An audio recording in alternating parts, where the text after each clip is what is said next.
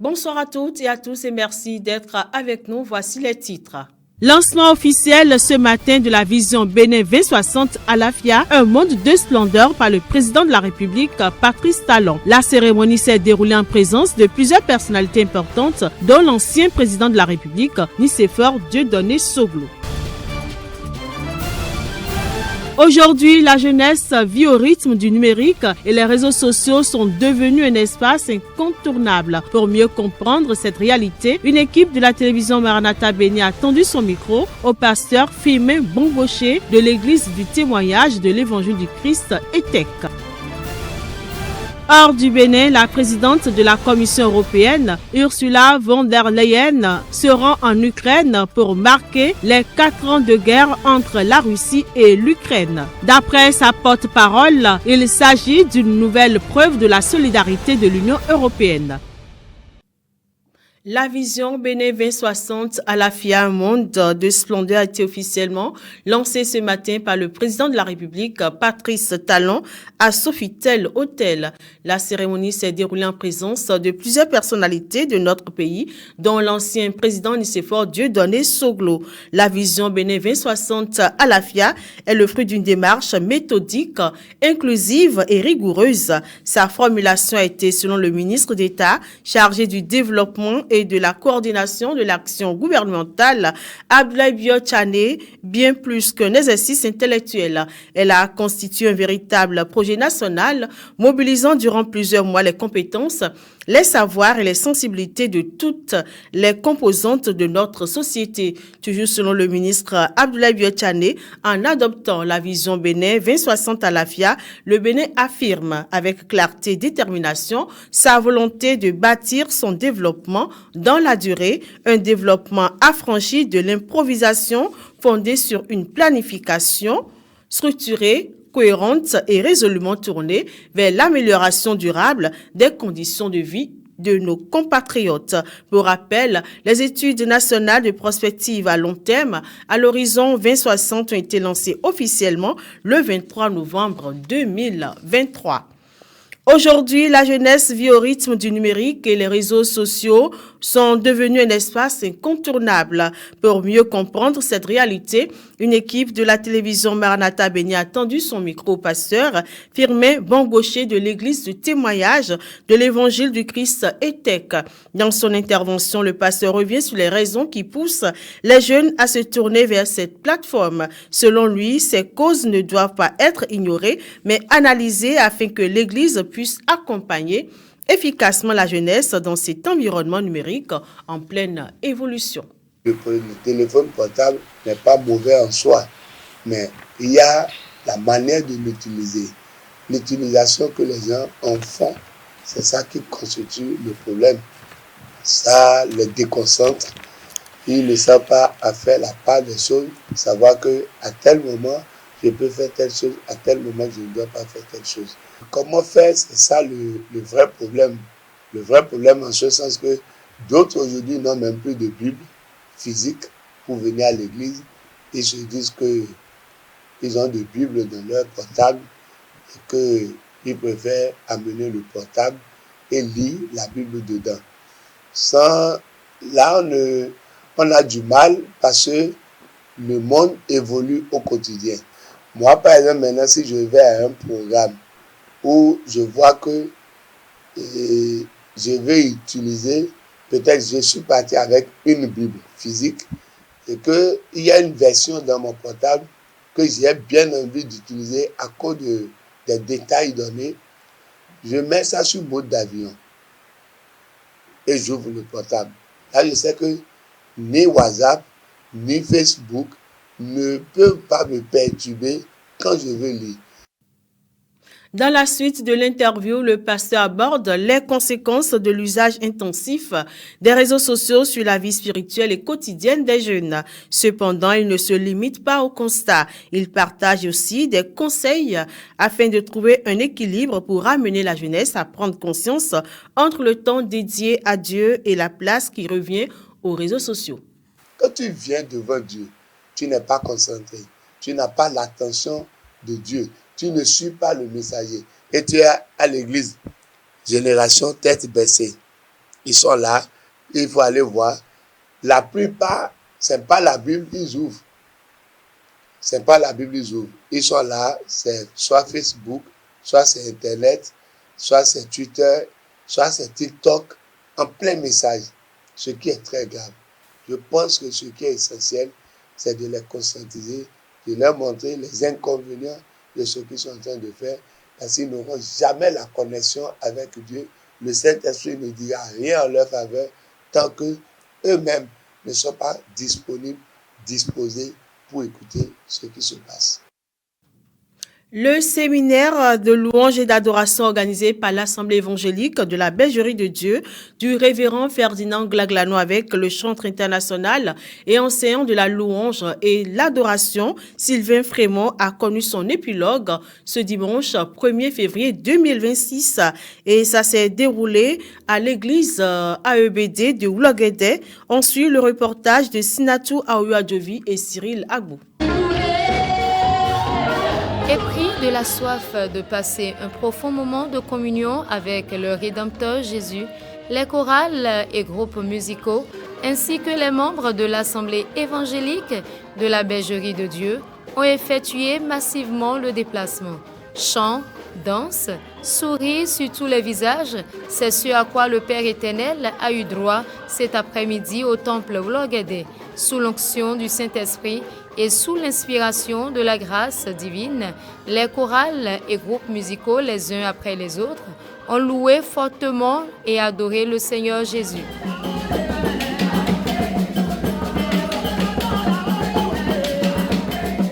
Place a été faite au missionnaire Sylvain Frémont pour une courte exhortation.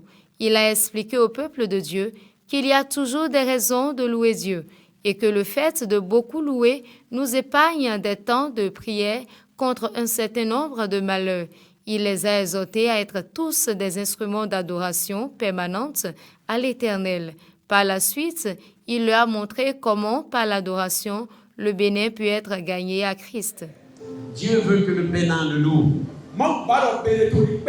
Que les Béninois ensemble se rassemblent pour le louer. Que les Béninois fassent des nuits de louange. Qu'ils fassent des rassemblements d'adoration. Et que tous ensemble ils saisissent le pays.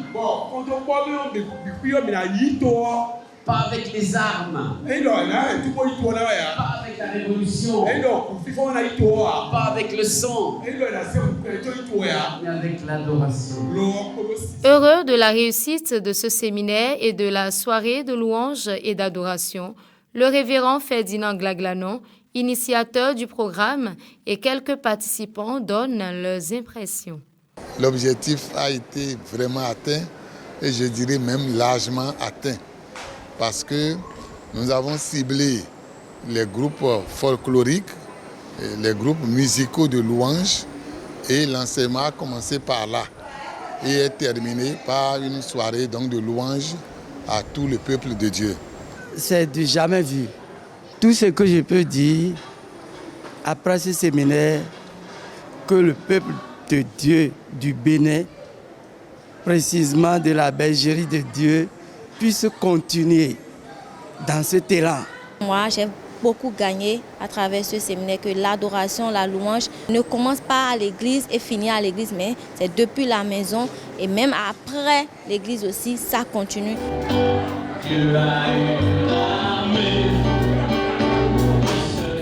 À l'église des Assemblées de Dieu, temple de Vossa, le culte de ce dimanche avait une saveur toute particulière. Un culte pas comme les autres, marqué par une atmosphère de ferveur, de témoignage et d'exhortation. Une équipe de la télévision Maranatha Bénin était sur les lieux.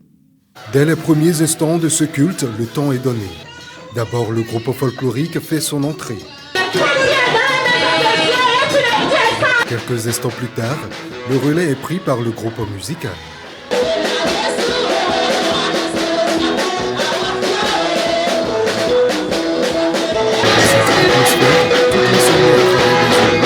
Magnifie Dieu.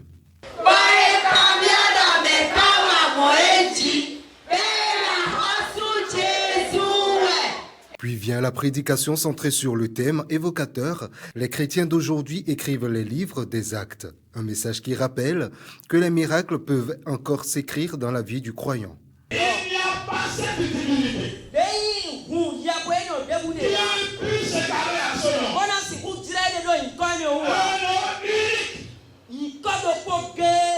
Le nom puissant.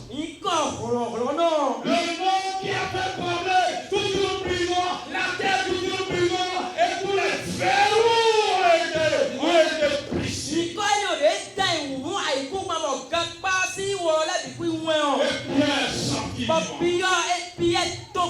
Point d'orgue de ce culte, instant témoignage. Tous retiennent leur souffle lorsqu'un enfant apparaît au milieu de l'assemblée. Depuis sa naissance, il ne marchait pas. 5 années passées sans poser un pas. 5 années d'attente, d'espoir et de prière. La voix parfois tremblante, mais le regard rempli de reconnaissance, les parents racontent. Veille de mi wafio, son boa veille ondo akluno. Nyedi ole wame. Vie lo me kwenye jile bi se die lo zan lidie. Ezo se die kado ko aton. Ne ajan wa nu chegun akluno amontundo. Denie mo nu to emewe de. Odo ma ezo se die nkole so wa nu eme. Bo maro ezo ya tinu mi bon so ezo bo so chonu ma bo maro ezo se kwelo me adi zon me ti so na pa o ya me. Mi du ho yo yi lande meton po won yo. Iwa eblo premier ne. But if you check it, you don't know your men or the Hassi. But no, do. See, so I know they are for a ton, no, level, no. The official cheat take one back. Everybody your body to. Sous les yeux de l'église, l'illustration devient réalité. L'enfant est là, debout et marche. 31 de mes vidéos pour le 1er janvier. Des years aussi dans l'homme. On doit exaucer. Ouais, on a des zoniti. Et même moi, on a zéro de hôtel, on dit bah non, non fille. Bon, mais bien non fille. Bon, Jésus a zéro à des zoniti. Bon, dans notre maçon, pas vieux de où. Ma casse rien à l'oni de où. Tu es de école des zoniti. Nous bois 16 ans, mais on est né Jésus continuer. À l'issue de ce culte, beaucoup sont repartis convaincus d'une chose. Les actes de la foi continuent de s'écrire depuis lors jusqu'à aujourd'hui. À l'issue de ce culte et surtout après avoir entendu ce témoignage, quelques-uns se livrent à notre micro.